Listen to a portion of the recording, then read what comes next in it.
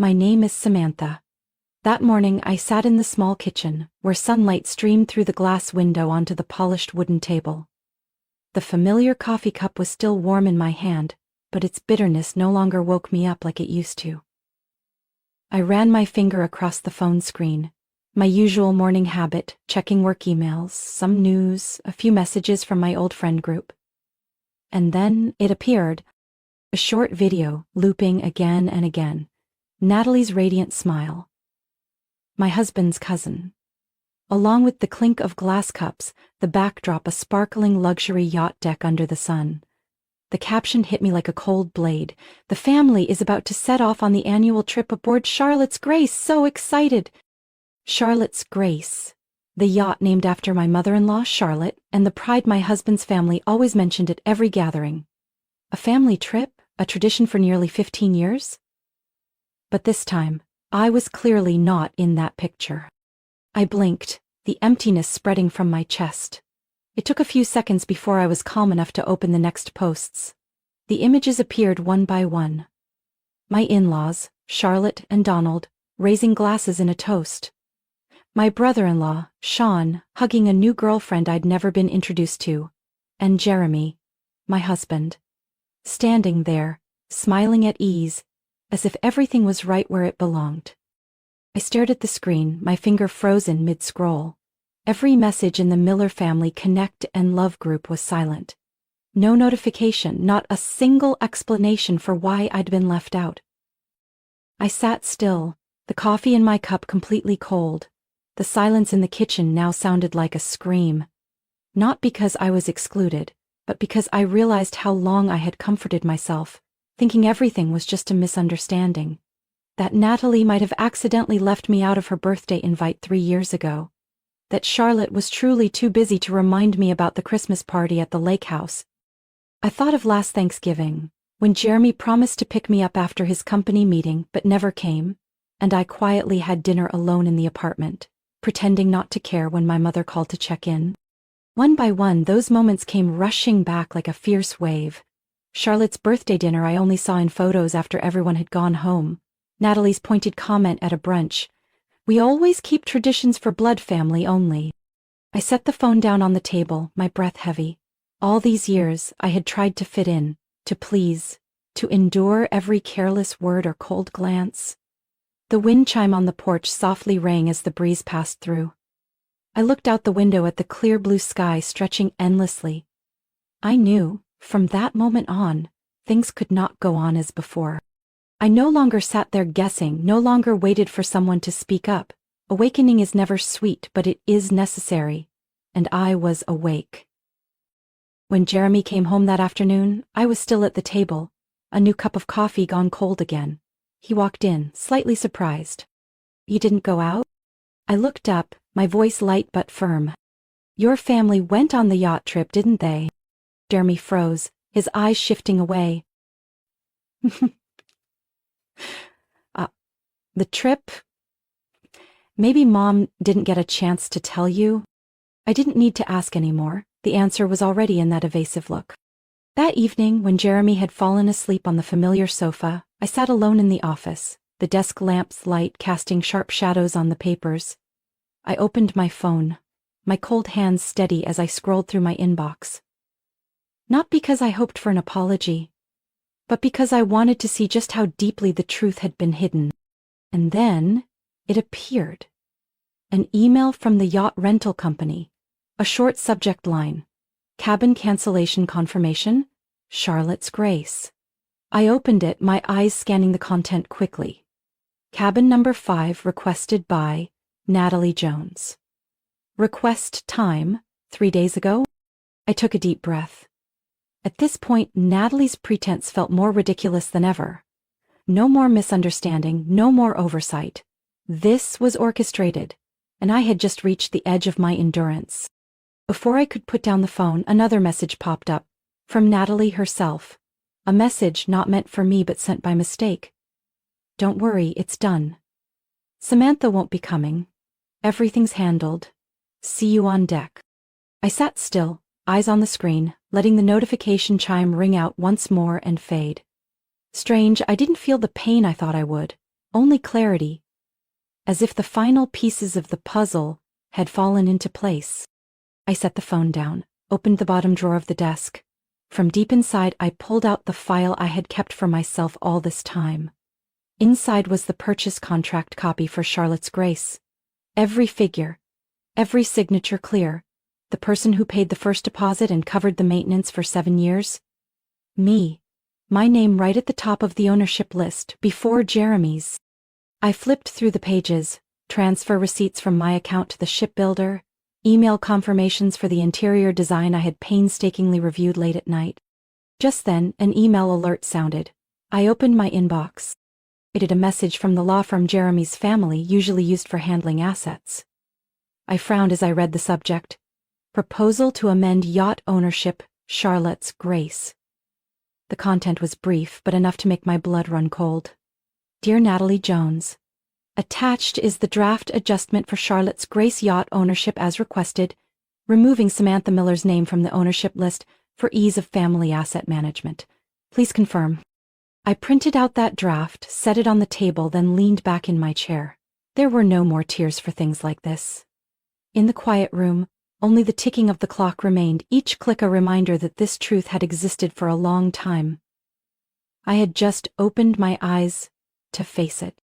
I gathered every sheet of paper, every contract, every confirmation email into a hard file folder.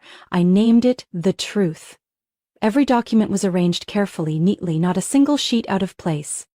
Finally, I opened my journal and wrote just one line. No one needs to validate my worth. Only I need to know it and protect it. That night, I didn't sleep.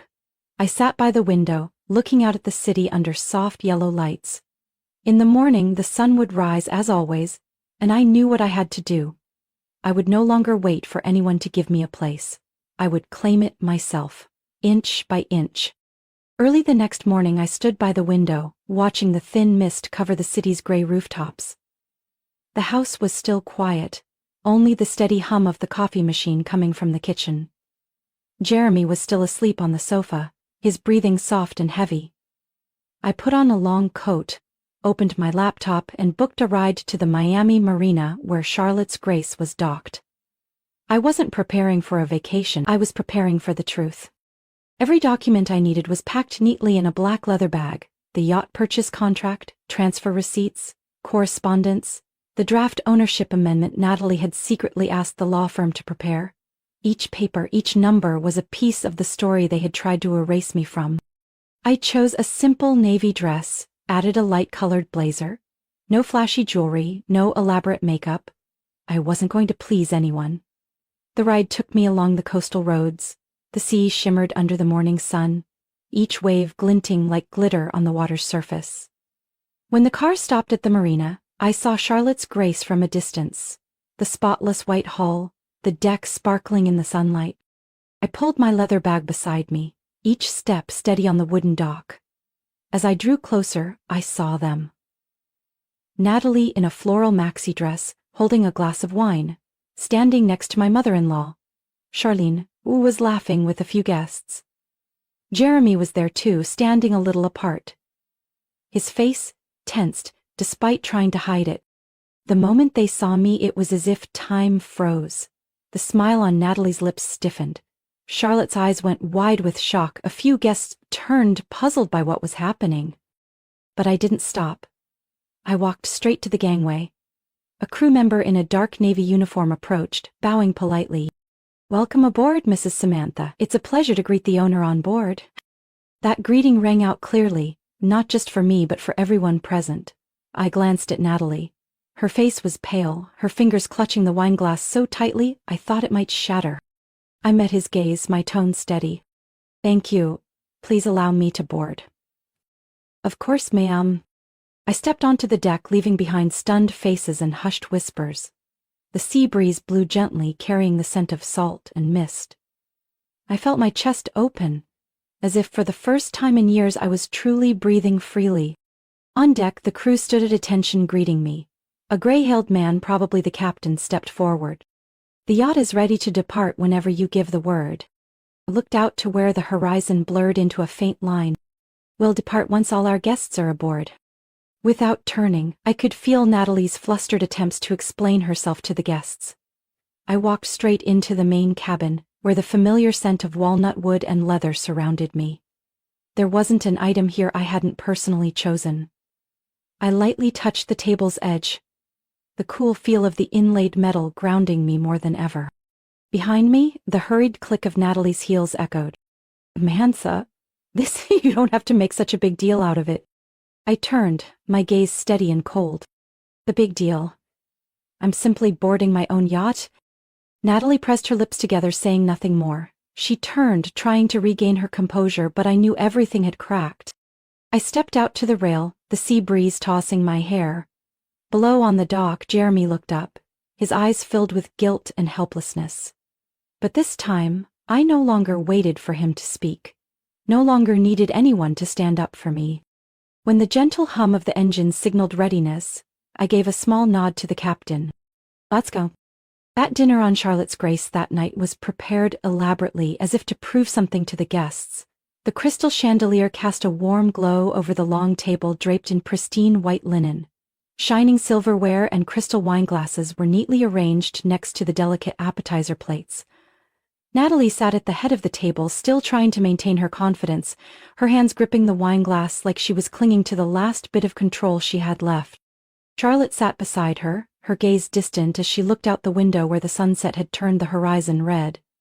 Jeremy sat near the end of the table, occasionally glancing at me but quickly looking away, as if he couldn't bear to face me. I stayed silent for half the meal, listening to the scattered conversations, the praises about the trip, about the family, about the legacy they were so proud of. The sound of cutlery against plates echoed louder in the quiet than they realized. As the main course was served, I opened my leather bag and took out the file I had prepared. One by one I placed the documents in the center of the table. The yacht purchase contract with my signature and name listed as the main investor, the receipts for the full deposit transfer, the email confirming the design and interior completion, and finally, a copy of the recording of the call between Natalie and the law firm where she had tried to have my name removed from the ownership list. No one said anything. The unfinished conversations fell silent. Their eyes shifted from the documents to me, then back to Natalie. Even softly spoken, my words rang out with clarity. I think it's time the truth was placed on the table, along with this dinner.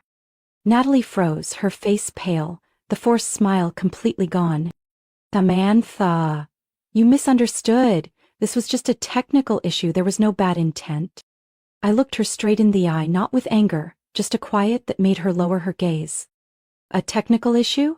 When you asked to have me removed from ownership of an asset I created? When you mistakenly sent that message saying I wouldn't be coming? When you canceled the cabin I had booked and told everyone it was a mix-up? The tension rose. Every eye was on Natalie. Charlotte's lips moved, but no words came out. Jeremy finally spoke, his voice hoarse. Samantha, I didn't know about this. I turned to him, my expression steady. Then why didn't you ask? You were right there, when they talked about me, when they held gatherings I was never invited to. He fell silent, head bowed, his hand clenched into a fist on his thigh. For the first time, I saw real shame in his eyes. Some guests began whispering, their murmurs unable to hide their unease. One of Jeremy's cousins cleared his throat and said, as if to ease the tension, "Maybe we should hear Samantha out completely." Their words pierced the false front they'd worked so hard to hold up. I carried on, my tone as calm as ever. I no longer need permission to speak. All these years I stayed silent, thinking I was keeping the peace, thinking that if I were kind enough, they'd acknowledge me. But today, I'm not sitting here asking for acceptance. I'm here to remind you, the truth can't be erased by lies. Natalie opened her mouth, but only shallow, ragged breaths came out. Charlotte set her napkin on the table, her hands trembling slightly. I didn't know Natalie would take it this far. I looked at her, my gaze no longer blaming, just weary. You don't need to say anything else, Charlotte. Everything is here right on the table. Jeremy stood up as if to speak but only sighed, his eyes filled with regret. I should have spoken up long ago. I said nothing. I simply collected the papers, each sheet a reminder of what I had built despite them. I placed the file back in my bag, looked at everyone one last time, my voice soft but firm. This dinner doesn't need me to end it, the truth already has. Then I left the table, stepping out onto the deck. The night breeze blew through my hair, the sea continued to murmur, indifferent to the falsehoods people could create. That night I remained alone on the deck, the city lights in the distance twinkling like a strip of stars sinking into the night sea. No music, no praise, only the gentle sound of waves against the hull. I rested my hand on the cold railing, breathing in the salty air deeply. Inside the main cabin, dinner ended in awkward silence. I could hear chairs scraping back hastily, disjointed farewells, hurried footsteps searching for excuses to leave. No one dared mention what had happened. No one knew what to say to cover the gap that had just opened between them and the truth. My phone vibrated softly. A message from Callista, a friend from college, now a freelance journalist.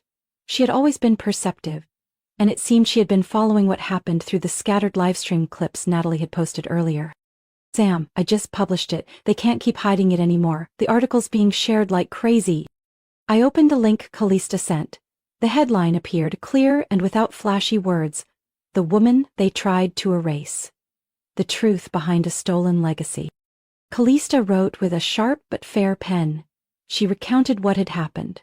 The quiet ways I was excluded from family events. The effort to erase my name from the assets I had built with my own hands. The secret phone calls. The calculated ownership drafts. Below the article, hundreds of shares appeared in less than an hour. Comments poured in. The story feels so familiar, like what I went through. Not blood, but truly the one with heart and contribution. People stay silent when there's nothing left to say. She chose silence and the truth spoke for itself. I scrolled through each comment, not seeking defense, but to see myself through the eyes of strangers, people who knew me only through a few lines, yet saw what Jeremy's family tried to hide. The next morning, the atmosphere on the yacht was suffocating. Natalie was no longer posing for pictures, no longer live streaming wine toasts. She avoided my gaze, and even the gaze of those who once surrounded her with flattery. Charlotte sat in the reading room, silent behind the half-closed door. Jeremy found me on the deck, his look weary. "Ha ha ha, it's all out there now, isn't it?" I took a moment, my gaze fixed on the sea, my voice low, but steady, as I answered. "The truth doesn't need anyone to guard it. It finds its own way." He nodded, like a man finally understanding what he should have seen long ago. Later that day, Callista messaged again. "Sam, a major media outlet just contacted me to reprint the piece. You won't be hidden in the shadows anymore." Natalie had no defense left.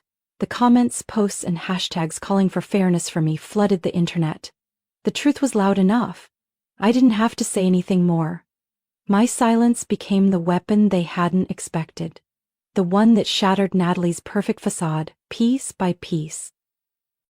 That evening I passed through the main lounge where Natalie sat frozen, her eyes hollow, staring at nothing. On the table in front of her, her phone screen flashed with endless notifications. She looked up when she saw me, as if to speak, but only lowered her face, her voice nearly gone. "You've won." I stopped, my gaze calm, no anger left. I didn't need to win, I only needed to reclaim what was mine. In the days that followed, there were no more loud parties or lively conversations on the deck.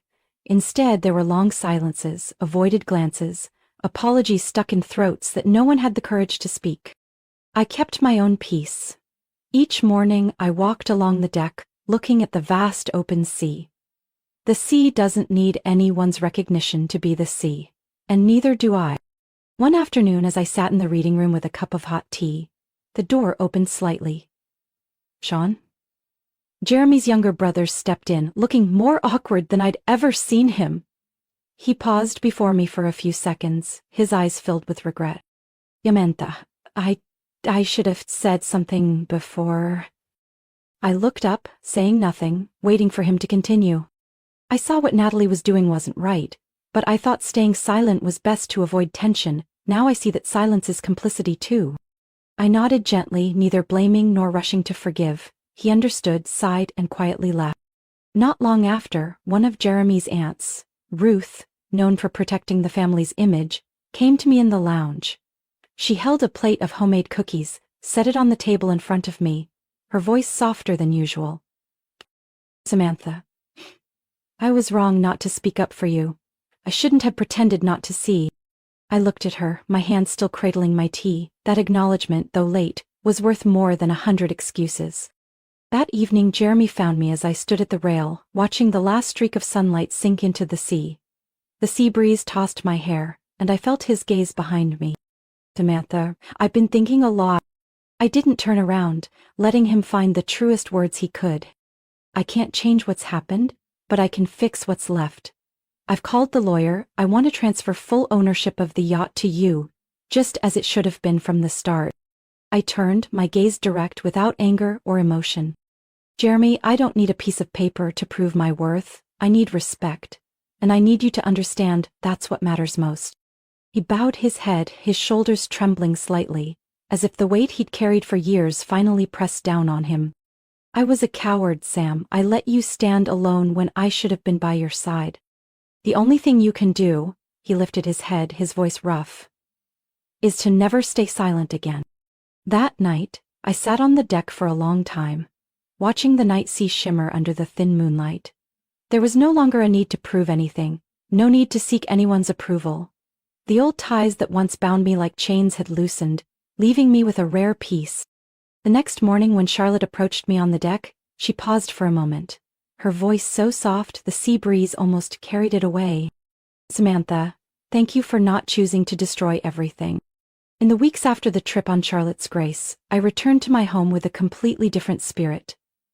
The small lake house that once felt lonely now became the place where I felt the most at peace. Every morning, I made my own coffee, opened a window to welcome the sunlight and fresh breeze, and reminded myself, I no longer have to try to please anyone. One weekend morning I decided to host a simple brunch, no flashy invitations, no endless guest list, just for appearances. I invited the people who truly saw me, who stood by me when I had nothing but myself. Callista arrived first, bringing a tray of warm fruit tarts, her eyes lighting up as she looked around the familiar kitchen. I knew it, Sam, you've always been someone who builds, not someone who asks permission to step in. Ronald, the lawyer who helped me protect what was mine, came next, carrying a bottle of homemade apple cider. He smiled. Now this is what a real family gathering looks like, Samantha. Maddie, the only cousin from my ex-husband's family I kept in touch with, gently set a basket of fresh flowers on the table. I owe you a thank you for teaching me to be braver. We sat around the wooden table on the porch, where sunlight filtered through the vine-covered trellis, dotted with tiny flowers. No one needed to perform. No one needed hollow praise. We simply talked about real things, work, dreams, simple but meaningful plans. No invitations went to Charlotte, Natalie, or anyone who held the title of family without truly standing by me. A small table with people who value what's real is worth far more than a lavish feast filled with empty chairs. At the end of brunch, after everyone had left, I received a message from Maya, Natalie's niece, a girl I had only met a few times at family gatherings. The message was short but sincere. "My Aunt Samantha, I know this might be sudden, but I'm getting ready to apply for a startup support program. Could I ask you to take a look and give me some advice? I admire how you built everything with your own hands." I stared at that message for a long while, then smiled. Maya had always been a quiet girl, her eyes bright and thoughtful in the middle of noisy parties. I replied right away. "Send it over, Maya. I'm happy to help." Her documents came just a few hours later, a small but heartfelt idea to open an organic bakery serving the student community near her school. The plan was still rough, but I could see the genuine effort in every line. I spent the whole evening reviewing it, making notes and suggestions, not because Maya was Natalie's family, but because I saw my younger self in her hesitation, but determined heart. The next morning, I video called Maya. Her eyes sparkled with hope behind glasses that slipped slightly down her nose. "I've read it carefully. Your idea is good, but you'll need to adjust the financial and marketing plans. I'll send you reference materials, and if you want, I'll guide you step by step." Maya's head bobbed eagerly, her voice trembling with joy. "Thank you. I didn't think you'd agree to help me so easily." I looked at her, feeling lighthearted. Everyone needs someone to give them a chance to begin. That Sunday, as I sat alone on the porch, my cup of chamomile tea still warm in my hands, I suddenly understood.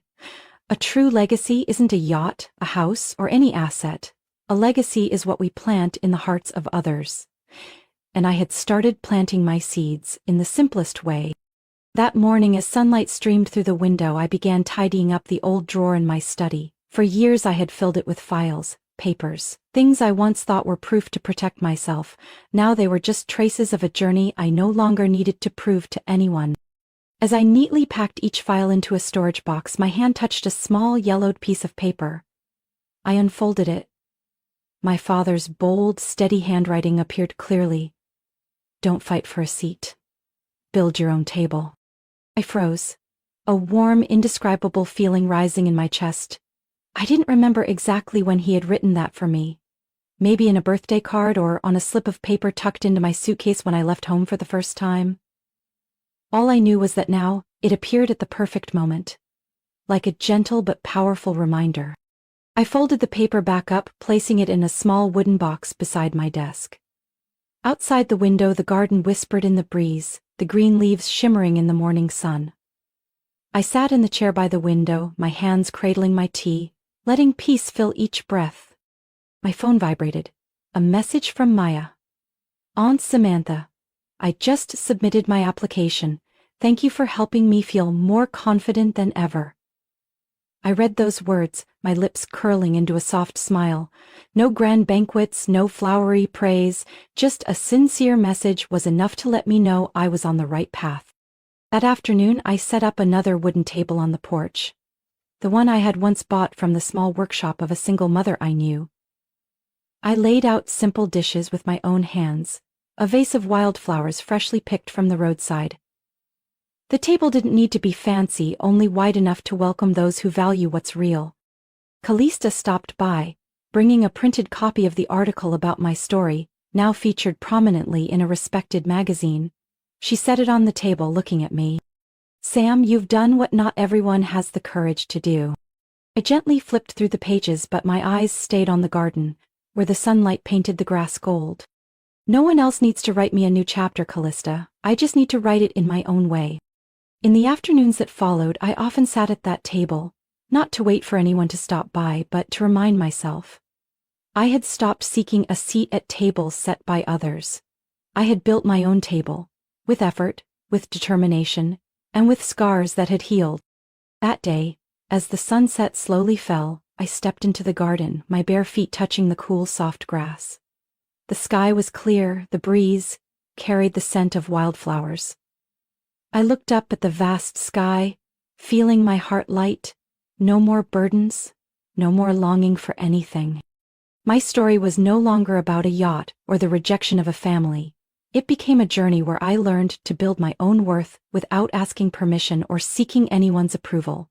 I chose quiet strength, letting the truth speak for itself. The legacy I keep is not material wealth, but independence, self-respect, and the inspiration I offer to those brave enough to start with their own hands. What do you think about Samantha's story and the choices she made? Share your thoughts in the comments below. Don't forget to follow the channel to explore more meaningful stories about life, family, and growth.